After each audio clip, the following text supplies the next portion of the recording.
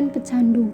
Pecandu adalah orang yang kecanduan, dan kecanduan atau ketagihan adalah saat tubuh atau pikiran kita dengan buruknya menginginkan atau memerlukan sesuatu agar bekerja dengan baik. Para pakar psikologis dan awam sekarang ini memaksudkan kecanduan sebagai ketergantungan psikologis yang abnormal pada beberapa hal berikut ini. Misalnya, judi, makanan, seks, pornografi, komputer, internet, kerja, olahraga, idola, TV atau video non-pornografi tertentu, obsesi spiritual, menyukai diri, dan juga belanja. Narkoba sendiri adalah singkatan dari narkotika, psikotropika, dan bahan zat adiktif lainnya, disingkat NABZA, berdasarkan keputusan Presiden nomor 17 tahun 2002. Yang B, ada jenis dan karakteristik pecandu. Para ilmuwan mengidentifikasi beberapa kecanduan modern seperti 1. Internet dan kecanduan gadget, 2. Kecanduan makanan, 3. Merokok, 4. Alkohol dan obat-obatan, dan 5. Kecanduan game. Adapun jenis-jenis narkoba yaitu 1. Opium, 2. Ganja, 3. Morfin, 4. Kokain, 5. Sabu-sabu, 6. Ekstasi, 7. Putau, dan 8. Heroin. Kemudian ada karakteristik pecandu narkoba, ini ada 4. Yang pertama ada karakteristik pecandu dilihat dari fungsi kognitif, di mana tingkat kewaspadaan yang rendah, ketidakmampuan untuk membuat penilaian yang tepat, kurang tajam menilai, kurang realistis, dan kurang mampu berpikir jernih. Yang kedua ada karakteristik pecandu yang dilihat dari interaksi sosialnya, seperti sikap merasa berhak, yaitu mendorong mereka untuk merasa tidak memperlakukan secara adil bila kebutuhan mereka tidak terpenuhi. Kemudian ada sikap tidak bertanggung jawab, prestasi yang tidak konsisten, hilangnya kepercayaan, tidak berstruktur, dan ahli bohong. Nah, yang ketiga ada karakteristik pecandu yang dilihat dari emosinya, yaitu biasanya karakteristiknya ketidakmampuan untuk mentolerir ketidaknyamanan, kemarahan dan permusuhan, emosi yang labil dan ketidakceriaan, serta kurang terampil mengendalikan emosinya. Dan yang keempat ada karakteristik pecandu yang dilihat dari persepsi pecandu, ada tingkat harga diri yang rendah atau low self esteem, dan identitas sosial yang negatif. Yang C ada faktor-faktor penyebab pecandu narkoba, ada beberapa. Yang pertama adalah faktor kepribadian, yaitu A. kurangnya pengendalian, B. konflik individu atau emosi yang belum stabil, yang C. terbiasa hidup senang atau mewah. Yang kedua ada faktor keluarga. Yang faktor keluarga ini adalah kurangnya kontrol dari keluarga, di mana peran orang tua yaitu ayah dan ibu harusnya mengontrol anak-anaknya supaya tidak terjerumus. Yang kedua ada kurangnya penerapan disiplin dan tanggung jawab.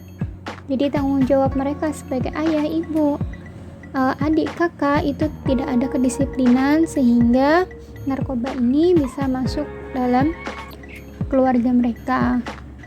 Yang ketiga ada faktor lingkungan, terdiri dari masyarakat individualis. Di sini ketika masyarakat umum di sosial, misalnya di pasar, di kendaraan umum, sebenarnya ada masyarakat lain yang membutuhkan namun tidak ada yang membantu, jadi mereka hanya individualis tanpa memikirkan orang lain. Yang kedua ada pengaruh teman sebaya, di mana pergaulan anak-anak atau orang tersebut di lingkungan mana. Nah, teman-temannya itu yang biasanya memperkenalkan barang-barang haram tersebut. Yang keempat ada faktor pendidikan. Kenapa ini masuk? Karena justru terkadang anak-anak sekolah yang sedang mencari jati diri, yang banyak tekan dari teman-teman, itu bisa menjadi gerbang untuk menuju narkoba. Yang kelima adalah faktor masyarakat dan komunitas sosial.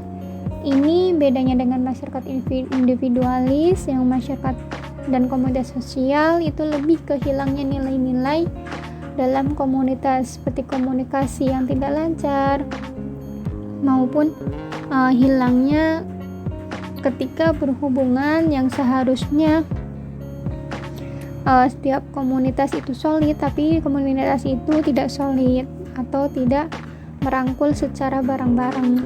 Nah, yang keenam ada faktor populasi yang rentan.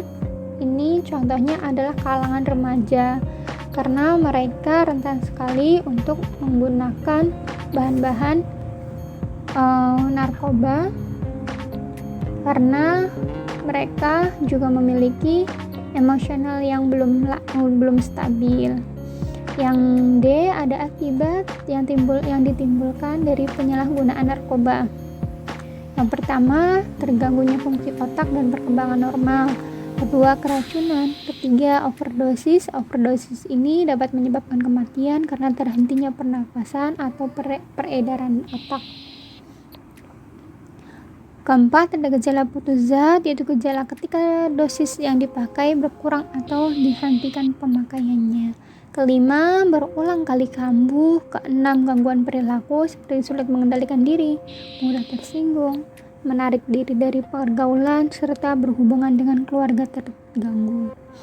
7, terjadi perubahan mental. 8, gangguan kesehatan seperti kerusakan atau gangguan fungsi organ tubuh seperti hati, jantung, paru-paru, ginjal, dan lainnya.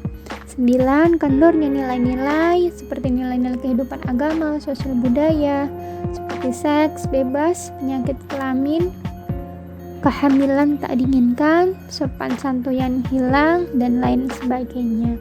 Yang 10 adalah masalah ekonomi dan juga hukum. Ada E, layanan bimbingan konseling yang tepat untuk pecandu narkoba, yaitu cara penanganan konseling dapat ditangani dengan konseling terpadu, yaitu upaya memberikan bantuan kepada klien pecandu narkoba dengan menggunakan beragam pendekatan konseling dan memperdayakan klien terhadap lingkungan sosial agar klien segera menjadi anggota masyarakat yang normal, bermoral, dan dapat menghidupi diri dan keluarga. Ragam pendekatan konseling yang diterapkan pada konseling terpadu adalah sebagai berikut. 1, ada konseling individual.